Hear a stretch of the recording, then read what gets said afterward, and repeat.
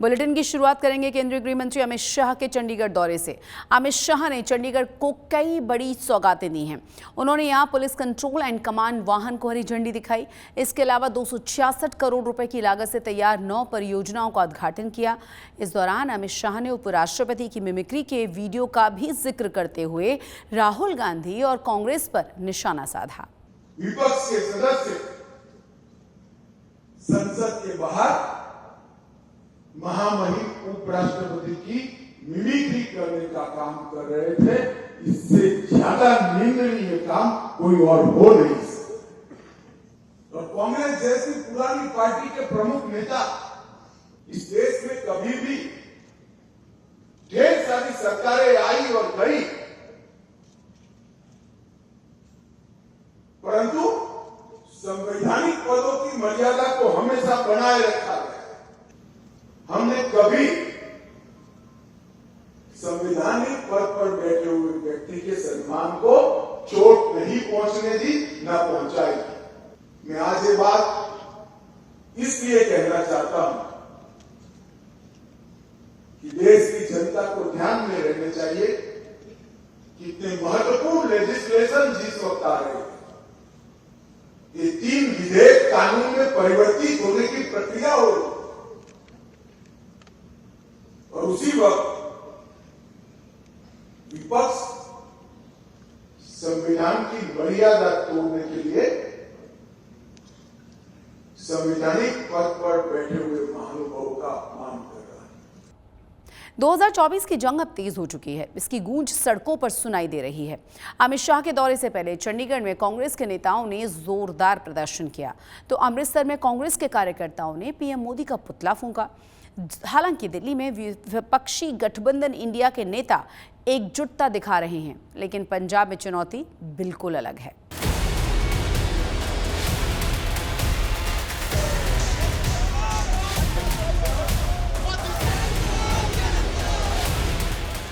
संसद की सुरक्षा में चूक और सांसदों के निलंबन को विपक्ष ने बड़ा मुद्दा बना लिया है। इंडिया गठबंधन के कार्यकर्ताओं ने सड़कों पर उतरकर केंद्र सरकार के खिलाफ मोर्चा खोल दिया है। ये तस्वीरें चंडीगढ़ की है।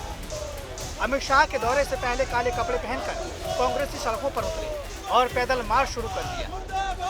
ये प्रोटेस्ट कांग्रेस भवन से शुरू हुआ और मात्र 150 मीटर दूरी पर ही कांग्रेसी कार्यकर्ताओं को चंडीगढ़ पुलिस ने बैरिकेडिंग लगाकर रोक लिया। इस दौरान कांग्रेसी नेताओं और पुलिस के बीच नोकझोंक भी हुई, जिसके बाद पुलिस ने हंगामा कर रहे नेताओं और कार्यकर्ताओं को हिरासत में ले लिया।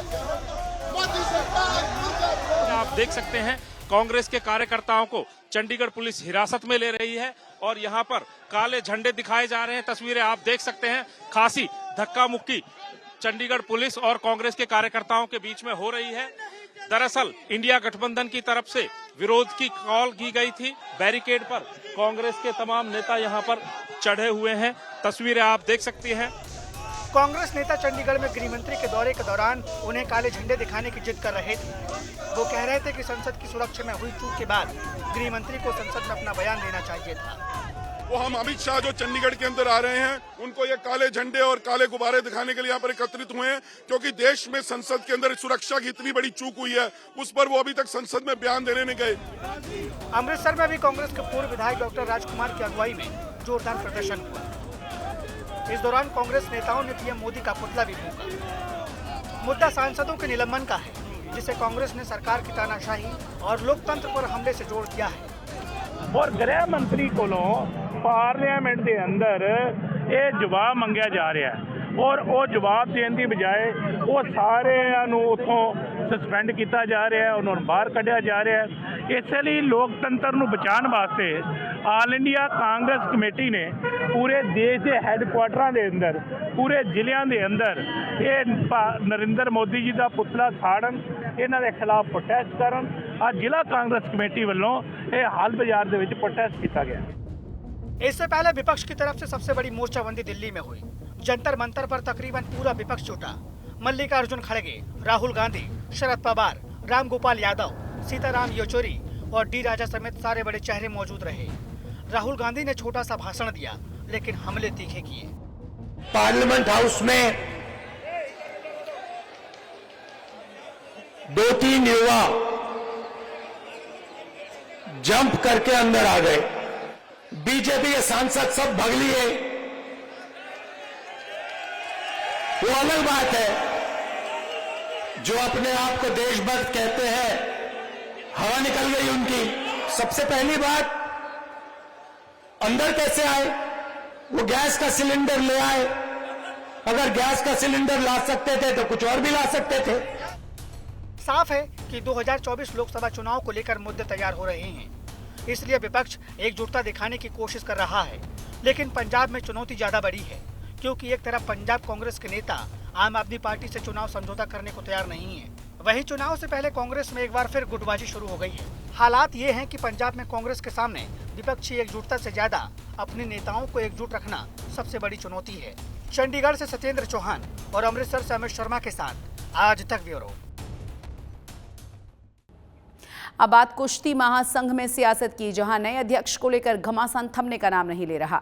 गुरुवार को साक्षी मलिक ने संन्यास का ऐलान किया है, तो वहीं शुक्रवार को पहलवान बजरंग पुनिया ने पद्मश्री अवार्ड की वापसी का ऐलान कर दिया।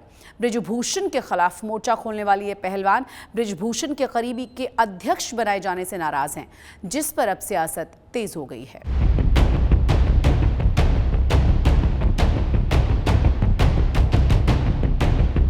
प्रेसिडेंट बृजभूषण जैसे आदमी जैसा ही रहता है,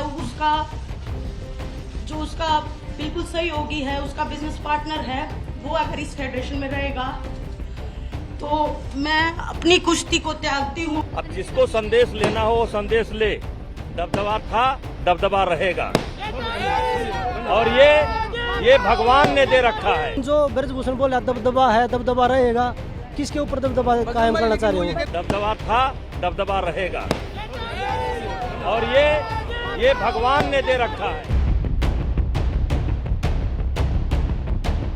बृजभूषण शरण सिंह ने भारतीय कुश्ती संघ के चुनाव में अपने बबलू यानी करीबी संजय सिंह बबलू को जितवाकर जो दबदबा गुरुवार को दिखाया, उसके आगे ओलंपिक पदक विजेता देश के हार मानते जा रहे हैं। 2019 में देश के लिए मेडल लाकर छाती चौड़ी करने का मौका देने वाले बजरंग पुनिया को जिस पद्मश्री सम्मान से नवाजा गया, उस सम्मान को शुक्रवार शाम बजरंग पुनिया अपने हाथों में लेकर प्रधानमंत्री आवास की तरफ बढ़े। रख दिया पीएम आवास के बाहर ही, हार कर उस दबदबे के आगे जिसके दम पर यौन शोषण के आरोपी बृजभूषण शरण सिंह का कब्जा भी भारतीय कुश्ती संघ पर काबिज बताया गया। जो सम्मान हमें देश ने दिया है, उस सम्मान के साथ मुझे लगता है कि हम बेटियों को वो सम्मान नहीं दिला पाया, तो मुझे लगा कि मैं इस सम्मान का हकदार नहीं हूँ, इसलिए वापस करने आया था। मैंने वो यहाँ रख दिया है, लेटर के ऊपर रख दिया है, क्योंकि जमीन में भी नहीं रख सकते। सवाल है कि आखिर ये नौबत क्यों आई? जो पद्मश्री सम्मान देश ने बजरंग पुनिया को उनके देश के लिए जीते गए मेडल पर दिया, आखिर उसे हाथ में रखकर वापस करने आए एक पहलवान को इतना हताश और निराश क्यों कर दिया गया? जहां 24 घंटे पहले रोते हुए साक्षी मलिक ने अपने रेसलिंग शूज प्रेस कॉन्फ्रेंस की टेबल पर रखकर कुश्ती ही छोड़ देने का ऐलान कर दिया। अगर प्रेसिडेंट बृजभूषण जैसे आदमी जैसा ही रहता है,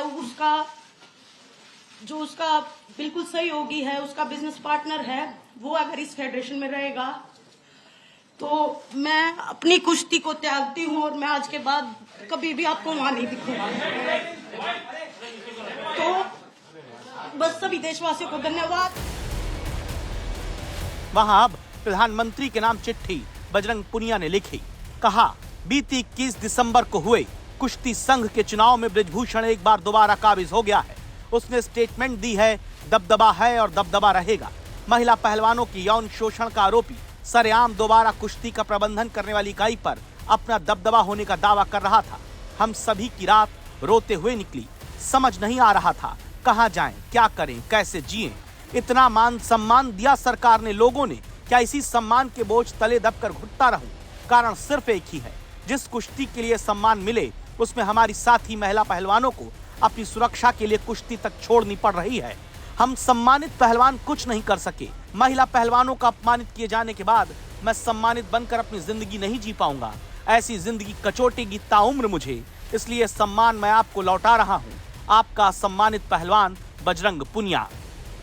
शायद इन बेटियों की आवाज आप तक अभी तक ना पहुंची हो, आगे कभी पहुंचे तो इनको न्याय दिला दीजिए। हाथ जोड़ के request. Thank you. Brijbhushan Sharan Singh पर आरोप लगाने वाले पहलवान दावा करते हैं कि जनवरी में आरोप लगाने वाली महिला पहलवानों की संख्या 19 थी, जो अप्रैल आते आते 7 रह गई, क्योंकि 3 महीने में ब्रजभूषण ने अपने दबाव से महिला पहलवानों को पैर वापस खींचने पर मजबूर कर दिया। पहलवान कहते हैं कि उन्हें भरोसा दिया गया था कि कुश्ती संघ पर ब्रजभूषण शरण सिंह के परिवार और गुर्गों को नहीं बैठने दिया जाएगा, लेकिन करीबी संजय सिंह ही जीते। गुरुवार को कुश्ती संघ के प्रमुख बने संजय सिंह से ज्यादा माला खुद बाहुबली ब्रजभूषण अपने गले में पहने दिखे और उनके बेटे प्रतीक तो दबदबा दिखाने वाला पोस्टर हाथ में लेकर नजर आए। उनको संदेश मिल गया। आज हिंदुस्तान के लगभग हर अखाड़े पर महाराष्ट्र, मध्य प्रदेश, राजस्थान, झारखंड, बिहार, हरियाणा, दिल्ली, सारे अखाड़ों पर ऐसे ही पटाखे दग रहे हैं। जिसको संदेश लेना हो वो संदेश ले। दबदबा था, दबदबा रहेगा। खिलाड़ियों का सवाल है कि जो आरोपी अगर उसी की खड़ाऊ लेकर चलने वाला कुश्ती संघ का प्रमुख चुना जाता है तो महिला पहलवानों को न्याय कैसे मिलेगा। भैया क्या लेके चले?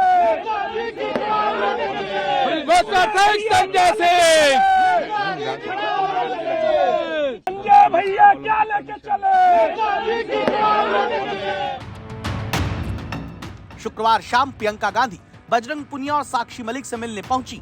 कल तक दबदबा दिखाने की बात करने वाले ब्रजभूषण को शायद संदेश मिल चुका है कि कम बोलो, इसीलिए बाहुबली नेता की बोली शुक्रवार को बदली हुई नजर आई। जो मुझको बोलना था वो मैं कल बोल दिया। मुझको किसी प्रकरण में कुछ नहीं बोलना है और कृपया कल जो मुझे बोलना था वो मैं बोल दिया। अब मेरा विषय समाप्त हो चुका है और मुझे परेशान मत कीजिए। जनवरी से शुरू हुई इस लड़ाई में परेशान कौन हुआ, दबदबा किसका कायम हुआ, इस पर देश में राय अलग अलग हो सकती है, लेकिन रोते हुए पहलवान, कुश्ती छोड़ते पहलवान, मेडल लौटाते पहलवान, इन्हें देखकर आप दस्तक देकर तय करिए, ब्रजभूषण शरण सिंह जीते या देश के लिए मेडल लाने वाले हार गए। दिल्ली से मिलन शर्मा के साथ आज तक ब्यूरो।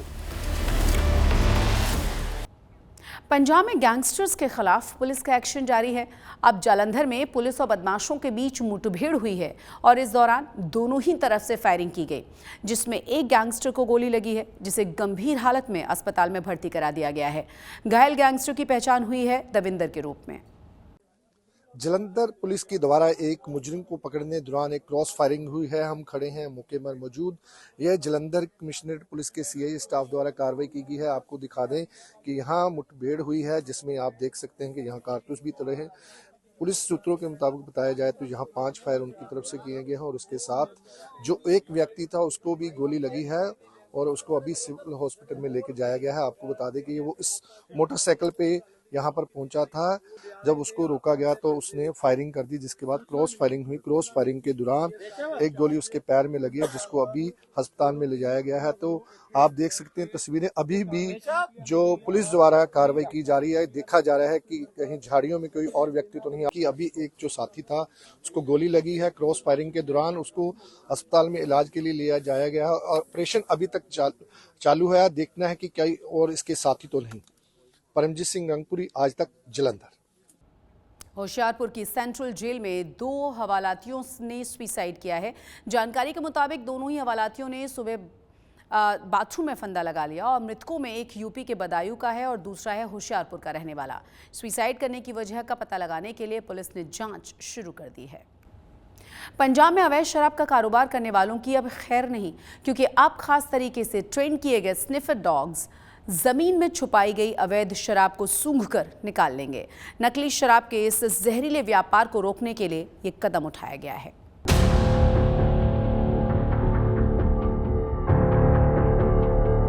अभी तक आपने स्निफर डॉग्स को जमीन में दबे विस्फोटक को ढूंढते हुए देखा होगा, लेकिन अब पंजाब में स्निफर डॉग अवैध शराब को ढूंढते हुए नजर आएंगे। पंजाब के आबकारी विभाग ने इसके लिए पायलट प्रोजेक्ट शुरू किया है, जिसके लिए 3 ट्रेन बेल्जियम शेफर्ड और 6 हैंडल्स को आबकारी विभाग में नियुक्त किया गया है। अवैध स्निफर डॉग अवैध शराब तलाशेंगे और अवैध शराब के कारोबार का पर्दाफाश करेंगे। आपको एक बार तस्वीरों के जरिए दिखाएंगे कि किस तरह से पंजाब है, जो कि एक बॉर्डर स्टेट है जहां पर जो देसी शराब है जब छुपाई जाती है तो किस तरह से जो ट्रेन्ड डॉग्स है उन्हें ढूंढने में मदद करते हैं। तो सबसे पहले आपको तस्वीरों में दिखाते हैं, ये 2.5 साल का बेल्जियम शेफर्ड है। आप देख सकते हैं कि कहीं पर यहाँ पर जो देसी शराब है उसको यहाँ पर छुपा रखा है और किस तरह से जो ट्रेन डॉग है वो कैसे इसको ढूंढेगा और किस तरह से जो रेवेन्यू लॉस होता है और ख़ास तौर पर अगर हम बात करें देसी शराब से जो डेथ्स होती है उसमें कहीं ना कहीं है वो ज़रूर मदद करेगी। दरअसल पंजाब के दरियाई इलाकों में अवैध शराब बनाने का कारोबार लंबे समय से फल फूल रहा है।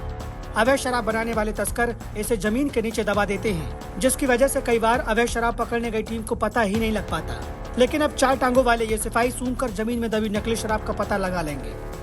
अब से थोड़ी देर पहले है इसे यहाँ पर छुपाया गया था और जब इस इलीगल शराब को छुपाया गया था तो किसी ने देखा नहीं था। तो देखिए आप कितनी आसानी से जो स्पूरियस लिकर जिसे कि हम देसी शराब कहते हैं उसे इसने कितनी आसानी से ढूंढ निकाला है। इन 4 टांगों वाले सिपाहियों को खास तरीके से ट्रेन किया गया है। जब ये सिपाही अपने लक्ष्य को खोजने में सफल हो जाते हैं उसके बाद ही इन्हें खाना दिया जाता है, जिसकी वजह से इसके परिणाम बहुत सकारात्मक होते हैं। जब हम ट्रेनिंग देते हैं, हमारी ट्रेनिंग की जो टेक्निक है या मेथोडोलॉजी है वो टोटली डिफरेंट है जो इंडियन ट्रेडिशनल ट्रेनिंग से है। हम डॉग को ट्रेन करते हैं फूड रिवॉर्ड पे। जब उसको स्मेल पे बैठाना शुरू करते हैं, ट्रेन करना करते हैं, उसको हम जब देते हैं खाना तब मिलता है जब वो एक स्मेल के ऊपर जाके बैठ जाता है। जैसे आप देख रहे थे ये डॉग ये खोदना शुरू होके उसके बाद बैठ गया और अपने हैंडलर की तरफ दे गया। इसी को हम ट्रेनिंग करते हैं जिसके अंदर क्या सक्सेस इज मोर देन 98%। जो इंडियन ट्रेडिशनल टेक्निक्स हैं उसमें क्या करते हैं, डॉग ने कुछ ढूंढ लिया तो उसको बॉल दे दी, उससे क्या तो उसका धीरे धीरे इंटरेस्ट खत्म हो जाता है। बट इसके अंदर उसको मालूम है कि उसकी मॉर्निंग ड्रिल भी होनी है और इवनिंग ड्रिल भी होनी है, जिसमें उसको खाना तभी मिलता है जब वो कुछ ढूंढता है। पंजाब सरकार ने इसे पायलट प्रोजेक्ट के रूप में शुरू किया है। इसके लिए बेल्जियम शेफर्ड नस्ल के कुत्तों को काम पर रखा है। अभी तक पंजाब में जो भी स्निफर डॉग हैं उन्हें ड्रग्स और विस्फोटक को सूंघकर ढूंढने की ट्रेनिंग दी गई है। ये पहला मौका है जब अवैध शराब को ढूंढने के लिए आबकारी विभाग कुत्तों को ट्रेन कर रहा है। ये 1 साल से ऊपर टाइम हो गया जहाँ पे डॉग्स की ट्रेनिंग एक्साइज के साथ चल रही थी और लास्ट मंथ ही इधर honourable excise and taxation minister ने आके भी लाइव डेमोज देखे। बेस्ड ऑन दैट उन्होंने अब पायलट प्रोजेक्ट के चक्कर में हमें 3 डॉग्स और 6 हैंडलर्स का ऑर्डर दिया है कि हमने ये डिप्लॉय करने हैं पंजाब में 3 रेंजेस में जो एक्साइज की रेंज है। उसके बाद हर एक रेंज के अंदर 1-1 डॉग और 2-2 हैंडलर्स इन्होंने डिप्लॉय करने हैं। पंजाब में अवैध शराब का एक बड़ा मुद्दा है, लेकिन अब पंजाब में अवैध शराब बेचने वालों की खैर नहीं, क्योंकि अब ये नए सिपाही अवैध शराब की वजह से होने वाले राजस्व नुकसान को कम करने और कई लोगों की जान बचाने के लिए तैयार है। मोहाली से ललित शर्मा के साथ आज तक ब्यूरो। गुरुदासपुर के युवक की यूके में काम करने के दौरान दीवार गिरने की वजह से मौत हो गई। मौत की खबर मिलने के बाद परिवार का रो रो कर बुरा हाल है। परिजनों के मुताबिक इकरमन सिंह साल 2020 में स्टडी वीज़ा के लिए यूके गया था। उन्हें इंडियन एम्बेसी से फ़ोन आया जिसमें उनकी मौत की जानकारी दी गई। पीड़ित परिवार ने शव भारत लाने के लिए सरकार से मांग की है और गुहार लगाई है।